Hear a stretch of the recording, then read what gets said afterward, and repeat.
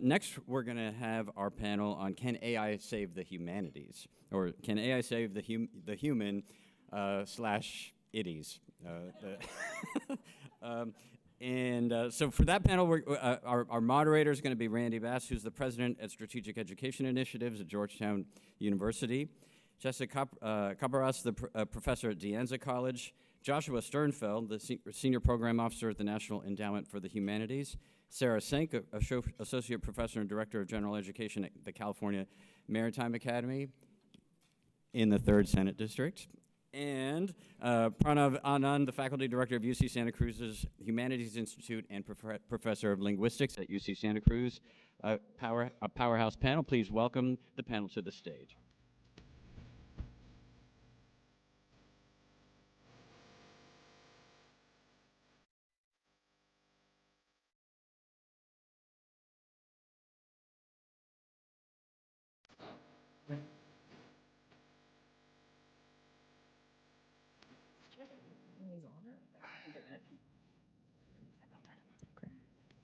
Well, good afternoon, and thank you for your engagement over lunch. It seems shocking that we could get this deep into the Inspire conference and nobody has yet mentioned AI.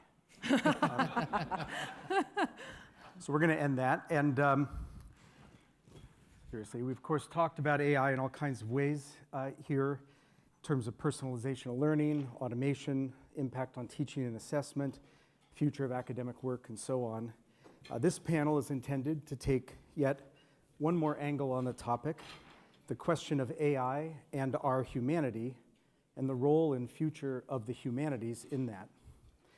The panel is titled, Can AI Save the Humanities? But when we met as a panel, we of course wanted to turn that around and say, can the humanities save AI? Mm-hmm.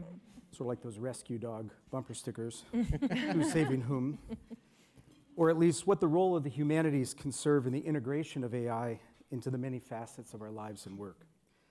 It's likely that one of our great social and cultural projects of the next couple of decades will be to recenter what it means to be human.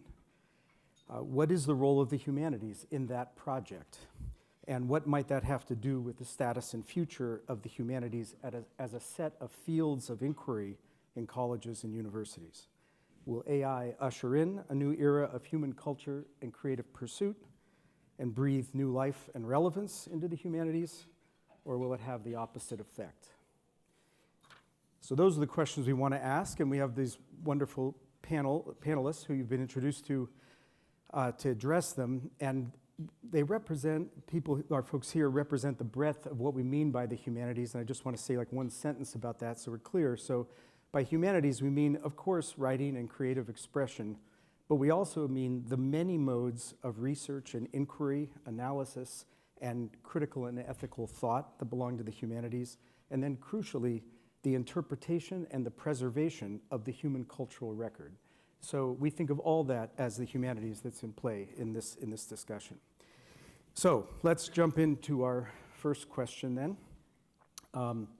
The future history of AI has yet to be written, of course, but we can try and historicize this moment, which is one of the things that humanists do. What can we reflect on from the lessons of the past, and what from the past helps to begin make sense of this moment? So we'll go down the line on this one. So. Thanks, Randy. So, I teach a class to engineers about the history of language technology, and we start with writing as a technology so they can understand the affordances of that. And we move up to generative AI.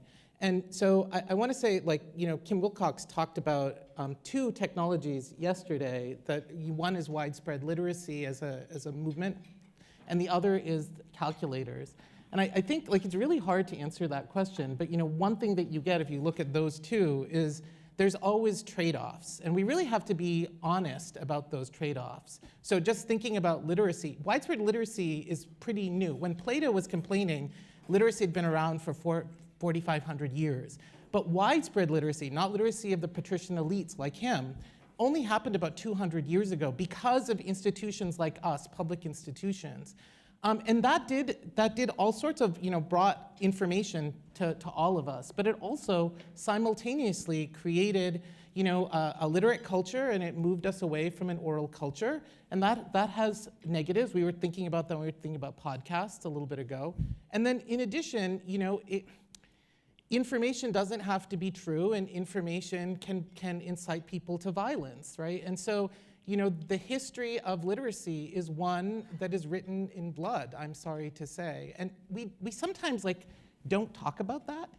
And I just want us to begin by mentioning the way in which technologies are used often for unexpected, at the time, and ultimately harmful pursuits. So that's what I want to start with. I want to say that we should think about that when we think about these kinds of technologies. That's the lesson we forget, and we should always put it foremost in our minds. Wow, thank you for getting us started.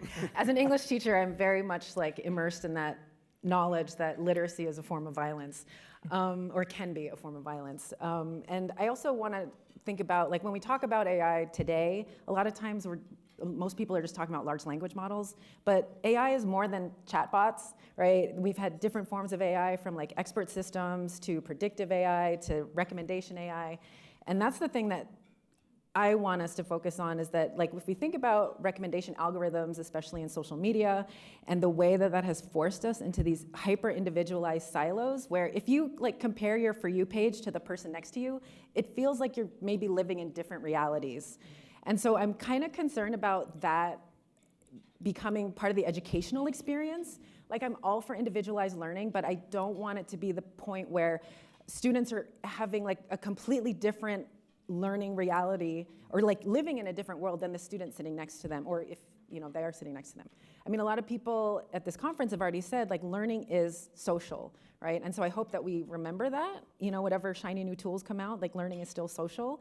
But I also want to remember that learning is embodied, right? And I know there's a lot of STEM folks in the audience, and so my evolutionary biologists, that early life forms formed intelligence through movement, right? By following a nutrient gradient. And so as humans, we build mental models by moving through the world. And so I hope that, the way that we use AI in learning and teaching is that it encourages pro-social behavior, and that it encourages more embodied awareness.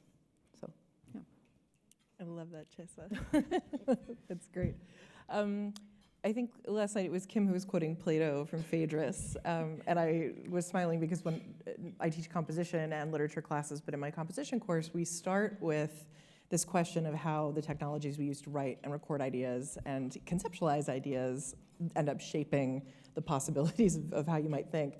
And that excerpt is what we start with on day one before I even go over the syllabus. It's what do you think about this? And they all say that, oh, this reminds them of the doom saying that they're hearing from their parents and teachers about how their brains are getting rotted by contemporary technologies.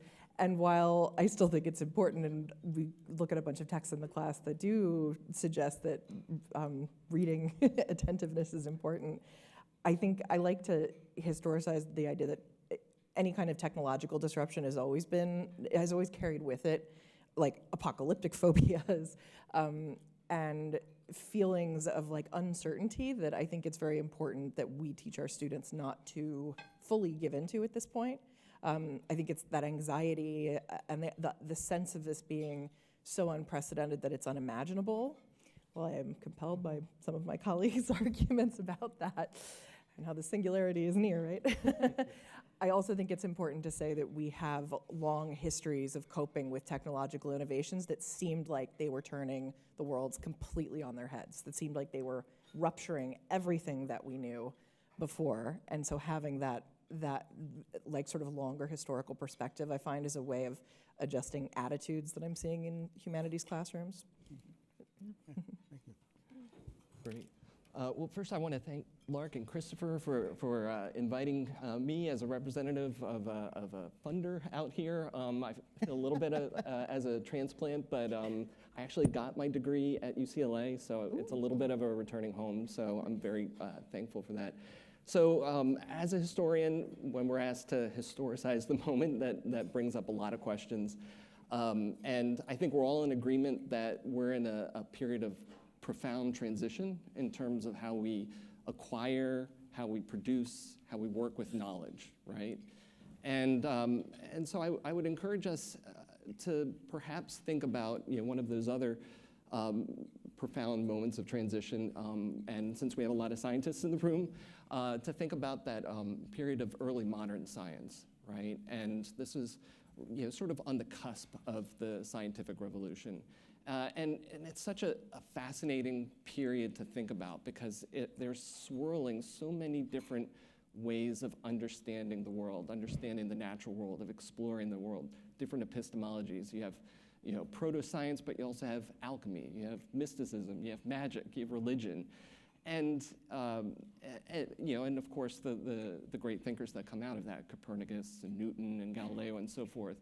But if you were to talk to them about these swirling epistemologies, for them, it was largely intertwined, right? They were drawing upon these different epistemologies to work through questions and to work through ways of experimenting. And so I would encourage us to think about this moment in AI as experimenting on experimentation, right?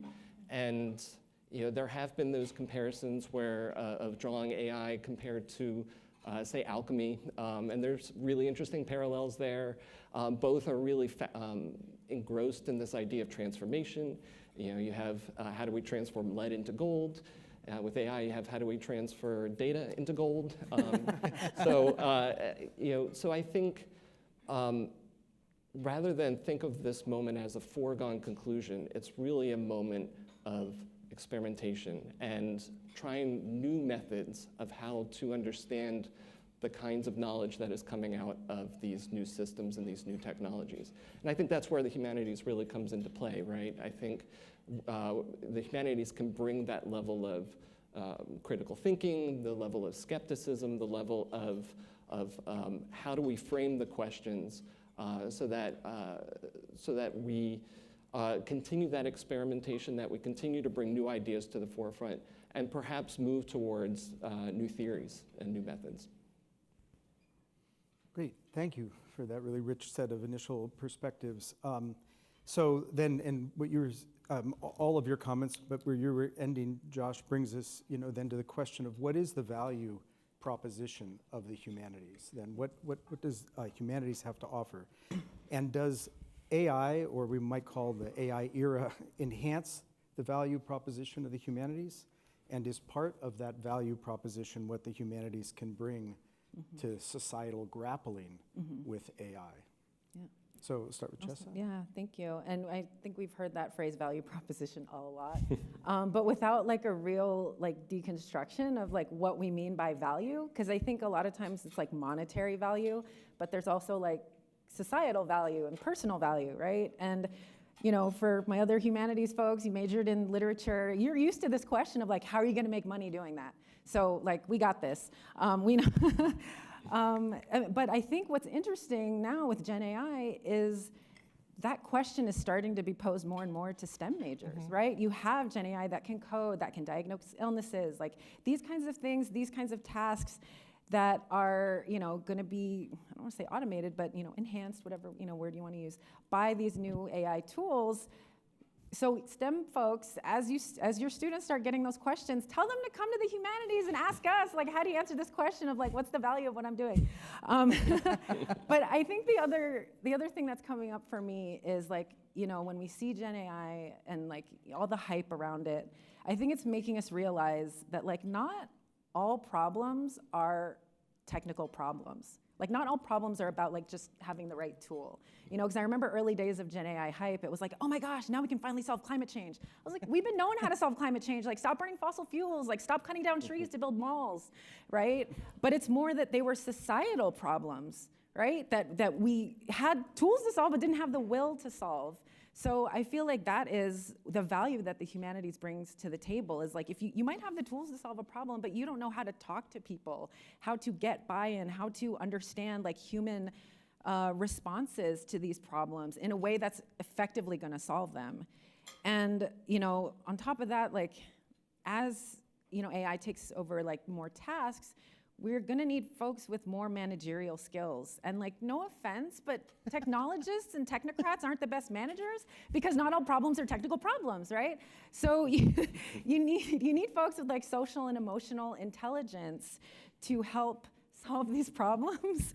And I think, I mean, I'm not saying that technologists and technocrats don't have some social and emotional skills. I'm not saying that. I'm just saying that like humanities, like this is our official training, right? Like, and we read, you know, when you read fiction, it builds those empathic parts of your brain, right? And you know, for the neuroscientist, you know this too. And so I feel like that is the value, right? Is like, those are the skills that we are gonna need in this AI-enabled future. And so, yeah, come talk to us. Ask us how to solve these problems. Okay, now the gloves are off. Okay, so Josh, do you want to respond? Sure, yeah, Chesa, you set up some very interesting points to think about them. So I'm gonna do a little bit of code switching here and put on my program officer hat for a moment. And to, you know, when we were first sort of gathering to think about this panel, and Randy posed the question of, you know, will the AI save the humanities? And I think we all, in one way or another, sort of pushed back and said, no. I mean, the humanities can bring a different perspective about, you know, about the development of these technologies. And so here at NEH, we have a brand new initiative for the last year or so, and it's our human perspectives of AI. This actually comes out of the Biden-Harris administration's research and development initiative on AI, and there's, if you were to read that through their whole document, there's some interesting language about the ethical implications, the societal implications of AI, and I think at NEH we saw that language and we said, yeah, that's where the humanities can contribute to to those inquiries, and so. We have quite a suite of programs. I won't go into all of them, but between long-standing programs that we've had, we've also developed a couple of new programs that I think sort of point to what Chesa was saying a little bit earlier. And so we have a program called Dangers and Opportunities in Technology. So this is not a purely AI program, but it is. It's a program that I think we're really excited about because not only are we asking scholars and practitioners to think about historic technologies and the kind of societal implications they have had, but we're going right up to the contemporary moment to think about where AI in its very multitude of complex interactions, where does that fit in? And a second program that we have is our research center, humanities research centers in AI. And this is really modeled after the NSF model, which is to support the growth of new centers around the country. And we certainly don't have the same kind of funding that NSF does, but we saw an opportunity to seed new centers, not centers that have already been developed, but new collaborations on campus, right, that draw upon the expertise of faculty and students across multiple colleges, multiple departments, and so forth. And just to give you one example, we had our first round close a little while ago, and one of the awards that we gave was to the University of Oklahoma. And this is truly one of those multi-departmental collaborative endeavors. In this case, to think about creativity, right? We've heard some discussion about AI in the arts. What is the nature of creativity? How does the relationship between author and artist change with its audience as well, now that we have these new technologies? And one of the really interesting things about this project is that it engages the indigenous communities that are in Oklahoma, the local tribes, and bringing them together to think about issues such as cultural appropriation, right?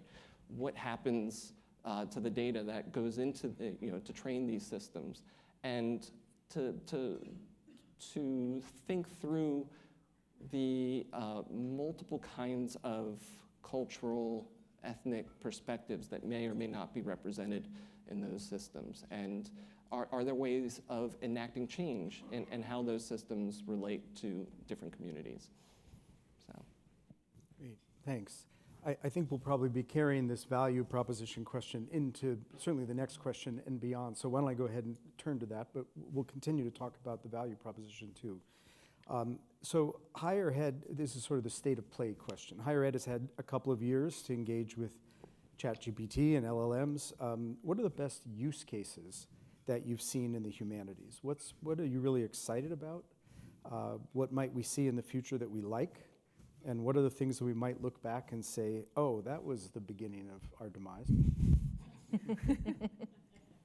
Let's start with Pranav. Sure. So Appropriately, we'll just pivot off of. Yeah, I mean, so I think I'm just going to go with things that I'm excited about. I mean, it's really hard to get a sense of what's best because we're still in that experimentation phase.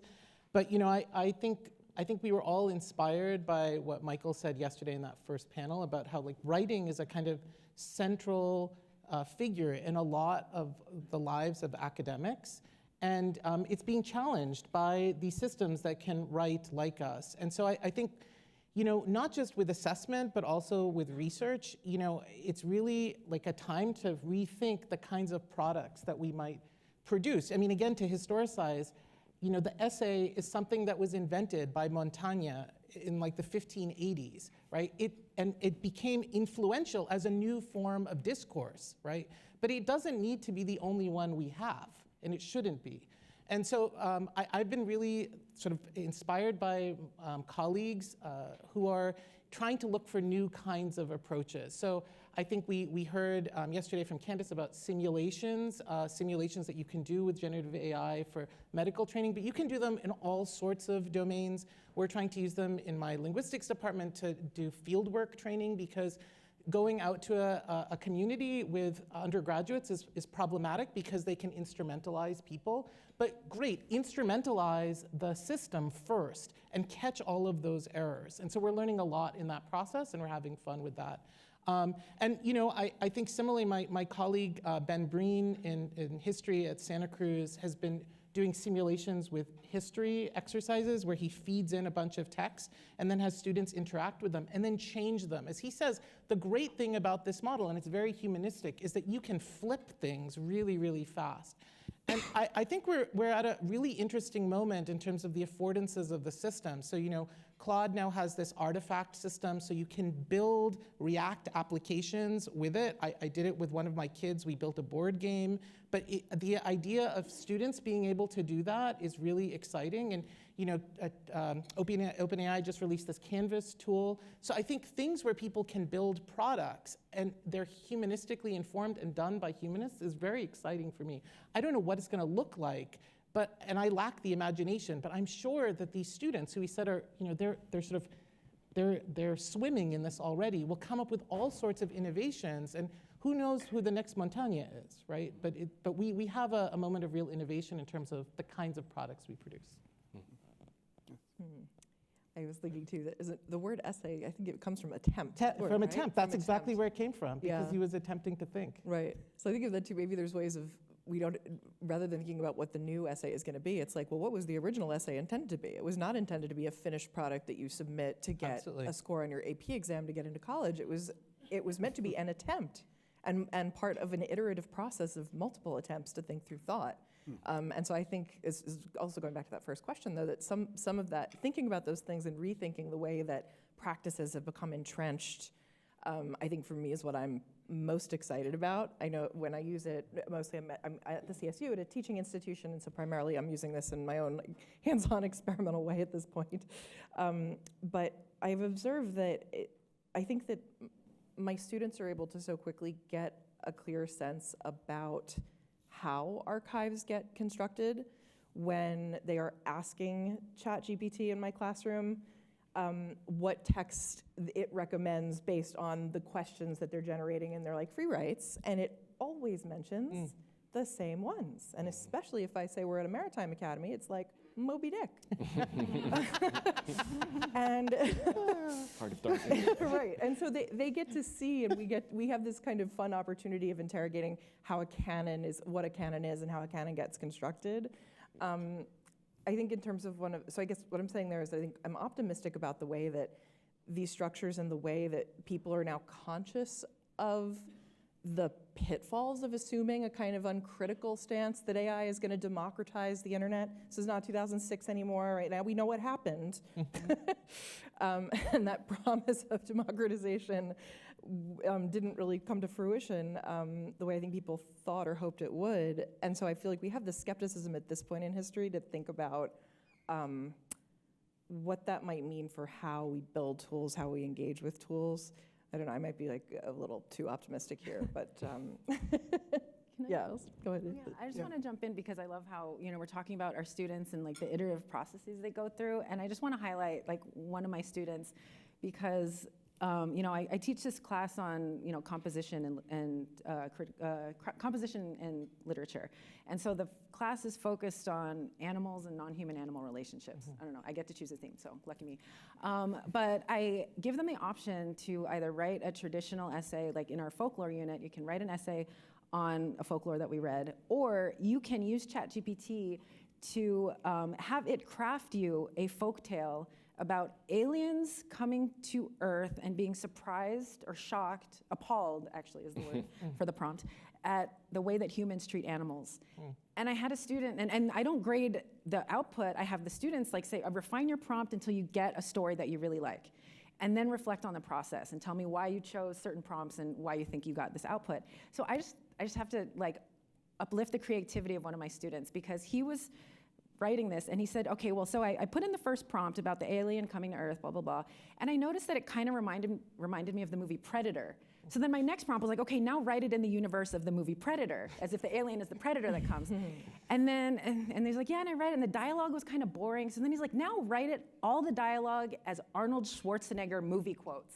And I was like, that is fascinating. So like, to have it be that iterative like process, and then he noticed that the resolution of the story was always, and then they just talked it out and got to see each other's point of view. And okay, it's a large language model, so it's prioritizing how language can save everything. As a humanities person, maybe I kind of agree with that. But he was like, kind of bored with that resolution. So he's like, no, I want the resolution to be a dance battle. So now, right, that is how they solve their problems, is a dance battle. So I just think that, we're talking about how to use these tools with our students, and they're so creative if we just give them the opportunity. I mean, yes, it can lead to doom and gloom and like, silos and I don't know. I don't want to talk about November, but but it can also lead to, if we give our students the opportunity to really creative.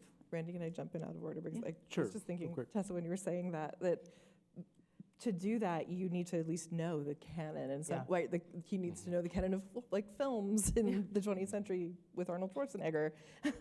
And so I think that there's this, maybe to address the second question again about like the value of the humanities, I don't think before this moment, or before about 2 years ago, I don't think I really believed so much in the canon. I was more of like learning habits of reading, whether you're looking at a Pixar film or a Shakespeare play, I can teach you the same habits of reading.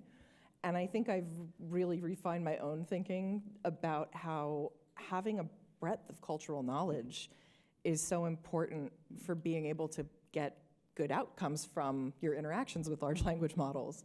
And what I'm finding with my students is that because they don't tend to have a really broad, they haven't consumed a lot of literature or even film anymore. Like their universe of consumption is mostly TikTok videos, and it's so in isolation that it's not even the same TikTok videos.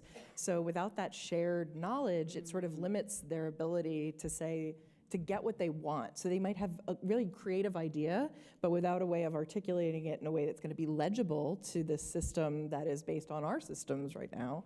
I thought that's just a very interesting way. You need to know what's possible to basically, and to improvise, you need to know how to riff off of something. And so if you lack that basis, so now I'm like, yeah, canons. I don't know. It's the pluralist canon. That's right. I think it's Bring back the canon. You didn't have that on your bingo card, I'm sure. So, well, so there's a really rich set of observations about the use cases. So do you think that this will give rise to a bigger reinvention? Does this imply something different for a reinvention of what the humanities does? Will there be significant shifts in how we think about such humanistic fundamentals as like original work, for example, or what I often think of as the generative struggle of learning, or critical inquiry? Like what will it mean for how the humanities does its work? Maybe start down with you, Josh. Yeah, thanks.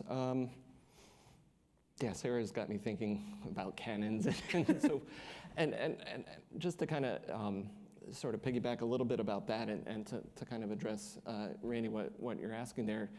I think the other real opportunity, from a historical standpoint, is to have students work with collections.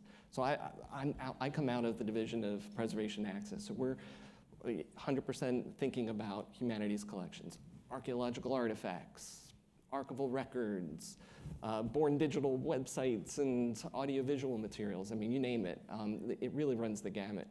And I was struck by what some folks were saying yesterday about designing the learning experience, right? And I think one way to think about that from a history standpoint is to really think about how students can engage collections, and really even just the fundamental process of defining a collection, right? It brings up the issue of data science, right? And what we heard earlier. That's a really challenging endeavor, historical endeavor, and it requires a lot of critical inquiry. It requires a lot of thought, right? And I think AI can present real opportunities for as tools to sort of analyze the scope of collections, particularly when you get to a larger scale, right? When you get to collections that are so large that an individual can't consume by themselves. And so, I would also just sort of push back a little bit with what Randy was saying in terms of the humanities reinventing itself. I mean, from my perspective, the humanities is always reinventing itself. It's sort of baked into our DNA. We've always, been fascinated with technologies. You can go back to the very early days of computers, even awards that we granted. We gave awards for punch cards, right? And from everything thereon. So I think AI is just one in a series of those kinds of technologies that humanists are really interested in working with. And I think from the historical perspective, I think the real challenge and the real unanswered question is can AI serve as an assistant to the historical inquiry? And I think that certainly we've seen AI do amazing work in terms of summarizing materials, summarizing text, and I think there's right on the cusp of thinking about taking original source materials and plugging it into a system and to see what happens, right? But there's going to be unintended consequences. There's going to be surprises when we do that. And I think I'm really curious to see if these systems can be developed to probe things like causality. I mean, I was fascinated to hear that there was causal AI out there. I'd be curious to hear more about that. But to probe causality, to probe human behaviors that are sort of written in between source materials, in between the historical record, that requires sort of what's going on in historical figures' minds. What are they thinking? Why are they behaving in certain ways? And I think it's unclear, where and how AI systems can facilitate that. But I'm excited to think through the possibilities. Okay, thanks. Pranav? Well, I was going to say something, but I was so fascinated by that answer. I want to respond to it. Please. I mean, I think there's such a moment of opportunity here to intercede and to try to build the kinds of tools that we want in our disciplines. I mean, especially language models. I mean, I've worked with them since I started as an undergrad thinking about language, and they were so bad for so long, and they're now good enough to do some stuff, but they've been built sort of by accident. It's like, oh, look, if you put in a prompt, suddenly you can actually do these kinds of tasks that you didn't train on. That was a discovery. But we've never, and then we can tune them to whatever OpenAI thinks people might want to do. But like, we could build models to really assist us in looking through texts. And I just think that, you know, students spend a lot of time and money going to archives and looking. I mean, it's true, it is an art to do that. But it's also an art that requires patience, time, and luck. And I just think of the amount of knowledge that's sitting there waiting for us to try to unearth it. And so I am optimistic about that, but I agree that at the same time, every tool has its affordances and its disaffordances. And so I think the problem with that distance is that you won't have necessarily the person sitting there doing some of that. But you know, like, students can now take pictures and come back and use those pictures. And I just, you know, when we digitize archives, we were worried about that too because of the materiality. And I think we lose something, but we do gain stuff too. Yeah. So I don't know if that's what you were, I don't know what you were, if you were lamenting or you were just Depends on the hour, but no, you're absolutely you know, sort of right there with how I'm thinking about these issues. I mean, what was I going to say there? Come back to me. I'll have to think about that a little bit, but yeah.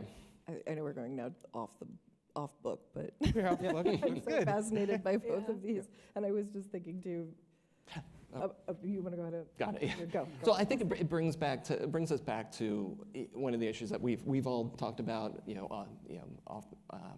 outside of the panel, in terms of the need for interdisciplinary collaboration, right?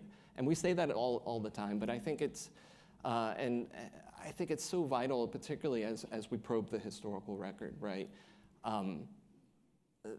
There is going to be real need for a kind of scientific way of thinking about analyzing collections at scale.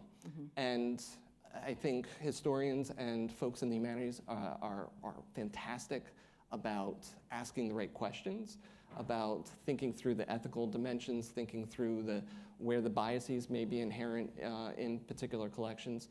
But there's also a need to collaborate with the folks from the information sciences, the data sciences, and so on and so forth, to take those questions and to translate them into actual sort of replicable analysis.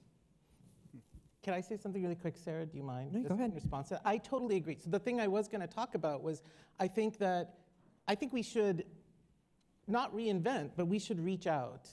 And it doesn't have to be all of us, but I feel like there's an enormous opportunity to create a new kind of scholar and a new kind of teacher. And that requires that partnership. But it requires, for instance, training new graduate students, because the graduate students of today are the instructors of the future. They're not they're not me, right? Those are the people that are going to build that kind of talent in the future.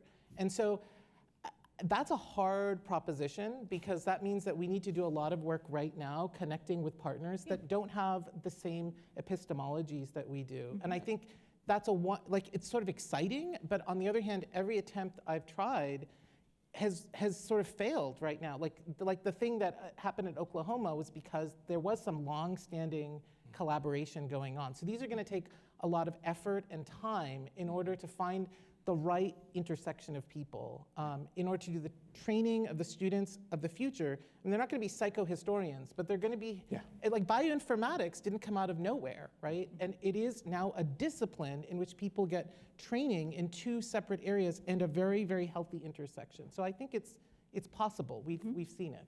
Did you want interesting? Sir? Yeah, I'll go after you. The point I was going to make before was just about this, as you're also making me rethink my absurd claim about yes, canon. I wanted to clarify, I'm not saying Western canon, first of all, but just this question of like when you talk about epistemologies, and what are the assumptions that we bring in about what there is to know, how we should know it, how we explore it. I think that for me is the most urgent question that the humanities brings to AI. And the reason I am optimistic about it, despite all of the problems with the way that our own societal biases are mirrored by the types of responses that we get at AI, right? That it's not trained on, I always bristle when I hear it's trained on all human knowledge. And I'm like, no, it is trained on all human knowledge between these time periods that happens to be digitized. 60% is in English, right? Yeah, it is not a representative sample of what humans have produced in the world. But the reason I'm optimistic is that it is so obvious in that it's like even a student who has no training in post-colonial literature can say like, this is problematic, that it's giving me Melville every time I ask a question for what I should be reading. So they're able to identify those kind of flaws in the way we've thought about knowledge, I think, for a really long time. Yeah. And just to jump in real quick. Is like thinking about this interdisciplinary collaboration and how do we get like folks to see that these are the same questions that we're all asking. In the question was this idea of critical inquiry. And I feel like sometimes we're talking about the same thing but using different terms, right? I feel like prompt engineering is a form of critical inquiry, right? You have to know how to ask a good question. You have to know how to provide context and figure out what it is you actually want to know and then realize, oh, that's not what I was looking for, let me make it better. So, Yeah, great, yeah. Thank you, really rich set of responses there. Okay. 5 minutes after the lightning round, we'll be turning to questions, so please be thinking about those. So, lightning round. First question. In 10 years, so it's a pretty short time frame, in 10 years, will disciplinary divides between the two cultures of humanities and STEM be stronger, starker, or will we be moving more toward interdisciplinary integration? Start with you, Pranav. I mean, I think the answer is there'll be more integration. The question is the extent of that integration. And I think that depends on a bunch of factors, but mainly on the willingness of people to come together and work together. It also, actually, I have to say, depends on the willingness of our various academic institutions to value that kind of collaboration. And we talked about the issue of incentives. Like the incentivization structures are not in favor of kind of path-breaking collaboration, which takes time. And so if we're facing something existential, we should rethink that. Yeah. Did you want to just add anything to that, Josh? Yeah, no, I think, I don't think the core disciplines are going to suddenly go away or merge. But I do think the spirit of collaboration is really going to ramp up. And I think more and more campuses are going to see the value of having those kinds of laboratory spaces of really bringing folks in from humanities disciplines and the sciences. We're seeing it in the demand of the programs that we just launched, which has been tremendous. And I would just also add, I think we're, there are going to be disciplines or sub-disciplines that we can't anticipate now in 10 years' time. And I think we need to be open to it and ready to support those emergences. Great, thank you. Next question, what's the single biggest impact AI might have on the practices of the humanities in the next 5 years or more? Chesa. Single biggest. So you're going to ask me in 2 years, like, do you agree with what you just said? So humanities practitioners, I mean, speaking from my experience, we love to deconstruct language. So one of the things that I think the impact that's going to be is this computational linguistics, right? As somebody who grew up diagramming sentences, it is really fascinating to me to see like word embeddings and vector spaces, and I feel like that is a new way of understanding the relationships between words, which also map the relationships between people, right? And so for me, like that is when I think of my practice, like as a humanities scholar, teacher, that to me is the really fascinating part. I don't think that it's diminishing the value of language, but it's actually enhancing the ways that we think about what language represents, and that to me is pretty cool. Awesome. Last lightning round question. What's the single biggest impact we'll have on the teaching of the humanities in the next 5 years? Sarah, you have all knowledge on this. I will say this is also like my hope, not what I'm promising will happen, but what I hope will happen is that this will be a moment it already, I think, is a moment where people are taking a really good hard look at whether the things we were doing in the classroom were, whether they were effective. And I know that at least I've been teaching for about 20 years now, and I don't know anybody who's been really satisfied with the essay, whether it's the 5-page essay or the 5-paragraph essay in high school, the way that it's done, and yet everybody all my friends in my field, we're always talking about this pressure that we have to do this because this is what we have to do for assessment. There's this standard that we have to show people that we meet. And I think that one of the things I really loved about it, and why the second I heard about it from my colleague Tayo when ChatGPT 3.5 came out, is I was like, great, this is the excuse I was looking for. I'm not submitting those assessment reports for written communication. Instead, I'm going to make a whole bunch of experimental assignments co-created with my students. And they, it's only one class I did this with, but I observed just so much more, I'd say, intellectual curiosity coming from them, willingness to take risks when they were no longer thinking about having to produce this thing that they also didn't really see as relevant to their careers. I teach mostly at a school training people to go work on ships and work in engine rooms of ships. And so in thinking about it really made me at least think hard about what's the kind of thing I want them to do. I want them to be able to understand how something might land with an audience. But there's a better way of teaching that than the 5-page essay, I think.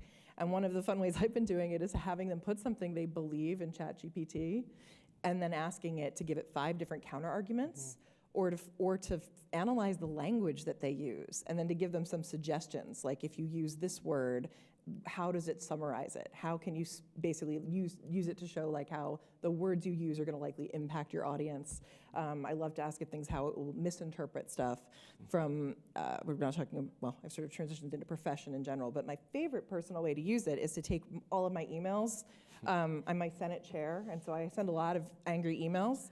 And now I say, please, I'd like to preserve a touch of passive aggression, but with plausible deniability.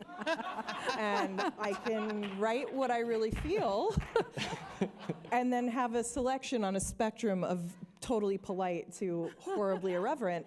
And I just feel like this has improved my work-life balance so much, and I'm having my students do the same thing and thinking about that audience and what is your ultimate goal here feels to me like they're getting a lot more savvy about how to communicate with people using a tool like this than they were with the traditional assignments I was doing. So, Beautiful. And Can if I- my background research is correct, you are the vice chair of the Senate. I'm the chair, the vice chair is there, and the secretary is there. Can I jump in real quick, just since, community colleges are primarily teaching institutions. I feel like, throughout this conference, I've heard a lot about like assessment and authentic assessment and thinking about how the teaching of humanities is going to change. I think what's challenging about assessment is the things that we're really trying to measure with education aren't measurable after a 12-week quarter or 15-week semester, right? The things we're measuring are like, do we have an informed public, right? Are we increasing like human thriving, right? Like those are the things we're measuring, and it's really hard to do that in 12 weeks. So I feel like because the lid has been blown off on like assessment, and we're really having to grapple with these questions about what does assessment actually do, that is, my hope, question, like, I don't know, brainstorming, like talk amongst your tables, like what is it that we are trying to assess, and how do we do that within the context of our classes? Yeah. Okay. All right, we'll turn to the audience. Questions? Okay, see one there. Michael? So the lightning round questions, unfortunately, I think, got many of mine, Randy, but since someone got to quote Plato yesterday, I've been dying to quote the band Rush in an academic setting. And so they have a song, Closer to the Heart. We must be the ones to start to form a new reality, closer to the heart. You can look up the song. It's a great song. And I thought I'd do the standard academic thing, ramble for a while and hope there's a question, just so I can make that quote. But the actual question, I think, first of all, love the panel. You're all amazing. We really needed this. Thank you. At a very, very crude level, and very sort of generalizing, I think of humans, one of the things that makes us human is our struggle to interpret and understand experience. We're always trying to do that. And at the same time, we seem to be driven to create tools in an attempt to make our life easier after we've screwed it up with the last tool. So, and yet in the Western university, I see a history of dividing those disciplines as much as possible. So you've touched on, I think, a lot of this, but I'm almost wanting to ask, we've been questioning sort of what is AI's agency without questioning our agency in humanity. So like, I've rambled now enough that I hope I've generated a question. But I do think this idea that you asked, Randy, of are we going to reverse this trend of living in our silos? Are we going to be able to better understand our humanity? These sort of things were resonating with me up to this point, and I think your panel started touching on them, and I'd just like to maybe hear a little bit more about that. Yeah, thank you for that question, and it's something that in my own sort of personal research I'm sort of grappling with, and one of the things that really struck me, I was going back to one of those original deep learning textbooks, the Goodfellow textbook, and there's some passages talking about how these systems are ingesting experiences, and I think that's such a fascinating thing to say, right? And so it raises this question of encoding experience, right? And I think this is where the humanities can come in. What does it mean to encode experience? Like that one. Encode experience. And you know, beyond that, I think that the question of agency is a very complex one. And so one of the things I've had a lot of conversations with colleagues about is how do we write not the history of AI, but the history of this moment, right? In terms of how AI has integrated itself in pretty much every facet of our society, right? Economics, finance, arts, medicine, the military, you name it, right? And I think there's a danger of oversimplifying agency or giving too much agency to one side or another. And so I would encourage, when we think about AI and its agency, I think we need to think about it as systems, right? There's folks out there that say, wait a minute. No, there are actual people behind the development of the algorithms. There are the environmental resources that go into play in terms of how these systems are run. And each of those decisions in an AI systems development involves a moment of agency, and all of that gets scrambled into the algorithm, into the system, right? And I think the humanities can help untangle what happens to that agency and that series of decisions that go into developing them. I want to also add to that. Thank you for the buried question. And also when you said you were going to quote a song, I was like, oh, we're going to get Rickrolled, yay. But I think this idea of like agency, agent versus agency, I want to make that distinction because I think AI can be an agent, but when we think of somebody with agency, it's somebody who has the ability to experience us authentically. And my thinking around this is that, you know, we're talking about Gen AI mostly and large language models, but language is essentially social, right? Like we develop language, we could communicate with other people, or, you know, sometimes with my cat, you know, she responds to my words. But when we're communicating, we want to feel like our words matter, right? We want to feel like the one who we're engaging with is actually also experiencing us in a way and maybe has some empathy for us, for what we're going through. And so that for me is like, how can we use these like agents, like things that can simulate human agency or human intelligence, but remembering that they're not like actually experiencing us the way a human would experience us. That we don't matter to a chatbot the way we matter to another human being, hopefully, right? And again, it can simulate it really well. It can say, oh, I'm really sorry I didn't answer your question. Can you please like ask it a different way, right? It might say it's sorry, but does it know what it means to be sorry? They're humans who don't know how to say sorry, right? But so that for me is like what I think about is like when I think as a writer, right, and as somebody who teaches writing, I'm always like, your writing is oriented towards somebody else, right? And you want that person to like actually see you in your writing. And I don't have any illusions that AI sees me. Can I say something? Or is there another? You want to say something real quick, and then we'll get one more question. Yeah, I think I want to say something to like, so I wear part of my hat is as a cognitive scientist. And so like, when we talk about humans in the loop, sort of centering the human, I understand that as a person. But as a cognitive scientist, I want to say we have no clue how humans do anything, right? And so like, we shouldn't privilege ourselves as somehow the summum bonum just because for most of human history, we've only had ourselves, right? And so like, I think we will start challenging a lot. Like, I agree with everything you say, Chesa, but I think that we will start challenging it, just like the history of photography started challenging the notion of creativity, right? So all of these technologies, they push against what it means to be a human, and eventually we'll be left with something. I don't know what that is. But like, I mean, maybe it is that form of embodiment that you can't talk about. Like Thomas Nagel says, I can't imagine being a bat, right? I might be able to simulate one. And so like, that shared humanity might be ineffable in some way, but we shouldn't be so anthropocentric that we think that we are perfect, that we are great. I mean, these systems might be better. They're bad right now, but they might be at doing certain things that we have done forever. Fascinating. Another question? Oh. Oh, okay. First, I want to say thank you for having a community college professor up there and for uplifting your student creativity and for actually giving us a real example of your teaching. And I don't know if there's a question in here, but more of a plea.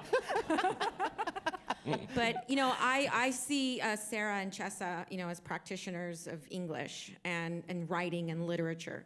And Sarah, you said something very powerful. You know, you're challenging the essay, and I teach ethnic studies, so, you know, F the essay. But Chesa works for a community college, and a lot of our community college professors, and I'm sure a lot of us feel this way, we're dictated by what the UCs and the Cal States tell us what to teach. So Chesa might be like, I want to be creative, you know, we're going to do a dance-off in words. And it's just like, nope, she can't put that on her course outline of record because it will be denied. So it's a really hard place to be that, you know, if there are questioning the essay, because I just pulled up your course outline of record for De Anza, and they have to utilize the MLA guidelines to format essays, cite sources, and compile works of cited pages, and it goes on the types of essays that have to be completed, okay? So if it's already understood that the essay is flawed, why is it then still being required from the Cal States and the UCs? Good question. Sorry. Is that a question that anyone on the panel wants to answer, or do we want to just let that? I mean, I'll say, I'm looking at our curriculum committee chair right here, and we are about to disrupt our entire curriculum, focusing more on active learning and thinking less about these traditional things and more about how we can have the same outcomes, or outcomes that are encouraging students to devote, or cultivate a research sensibility, say. In alternative ways. So I think one of the reasons I'm excited about this moment is because, this may be a little bit manipulative, but because it's the Wild West right now, and because so many people rather, have been keeping it at arm's length, I have found that it's like, if I say anything about what I'm gonna do with AI, they're like, you're the expert, that sounds great. Now that's not always good, right? Like, these things should be subjected to pretty rigorous curricular research. But I do think like right now is kind of the time to strike, to take down and interrogate some of those structures that are rooted in power. Right? Well said. And can I jump in real quick? Sure. And this might be controversial to some people, but a lot of my colleagues say, well, they have to do these things because they have to learn how to jump through these hoops, and that's what the real world is like. And I'm like, oh, okay, Gen AI can also help them with that, so they can jump through the hoops, so we can do the fun stuff, right? And so I allow my students to use generative AI, as I've mentioned, but I always have them reflect on the metacognitive piece, like as a tool, like how did it work? So that to me is how I meet the course outline while giving us space to do the stuff that I think is actually the skill that we were used to try to measure through an essay. Yeah. Right? Yeah, that's great. Sneak in one more. In MLA format, yeah. Well, that they can And, do. and ending with in conclusion. In conclusion, Moby Dick, and nuance. Okay, we have a minute and a half. Okay, Dan Garcia, UC Berkeley. I love this panel. This is really getting all of my brain neurons firing in different ways. In my brightest days, AI is the most amazing pair programmer, pair partner, kind of a genius on a leash I can take anywhere. I can ask it, analyze the jazz corpus and tell me the major chord progressions. I can tell it, look at the canon of all the Marvel movies and generate this, that, all those wonderful things that I couldn't take the time to do individually. That's my brightest days. I can tell it teach me something individually and be like my favorite teacher and teach me. Amazing. In my darkest days, and I want you to help me with the darkest days if you can. In my darkest days, so AI right now can generate creative songs. My wife shared with me a song that was like a new jazz thing. It had an AI-generated picture of an artist, and the lyrics were all AI-generated, and I was grooving to it until I realized, oh my gosh, what does this mean for the next upcoming generation of musicians who already have a pretty hard job making a living, and now it's going to be doing this. So help me. In my darkest days, we're going to become WALL-E. If you know the movie WALL-E, they're all soft in there, and they don't know how to do anything. They can't walk anymore, even. So if you're just bringing your genius around and letting it do all the work for you, help me understand the future in which it can do almost all of what we used to ask our musicians and writers and novelists and positive side, the programs can be even higher level of abstraction, and you're doing, you're black boxing because all the cheap, low-level stuff is done by the genius helper. But help me understand the future in which it's demotivating to the next generation of writers and musicians and who are creating the corpus. Remember, imagine going back 400 years, and let's say the AIs of today were available and ready to go, they'd have nothing to train on. And so who would ever want to write the next great American novel because it does it for it? So if you don't have new art, new works being put into the system, we won't. So help me understand what the future is for the next generation of folks who see that, there's no point in majoring in X, Y, and Z, the creation of that, because it'll do it for me. And I can be able to spin it, make it sound like Arnold Schwarzenegger. If it does all those things that I couldn't do, it'd take me a week to do that. If it can do it like this, what's the point of me even going into that field? Help me understand that. I have a searing hot take about this. So, give us a 10-second darkest day hot take, and then we'll wrap. It's not darkest day. It's that I think that this anxiety is going to be an extremely productive anxiety for human artists and creatives who, in a time when we are so intent on proving what makes us uniquely human, I think it's going to usher in a period of like a new avant-garde. We're going to see amazing experimentation. And I think that's the piece that keeps me going here. I don't see it as an opportunity to be replaced by something. It's an opportunity to actually create something that is new and keep having that be this iterative process where technologies are pushing us to do that kind of stuff, push up the limits of creativity. Yeah. Well, that is a fantastic note to end on. Thank you to the Learning Lab for putting together such an amazing panel. Thank you to all of you for a really provocative session. Thank you. Thank you.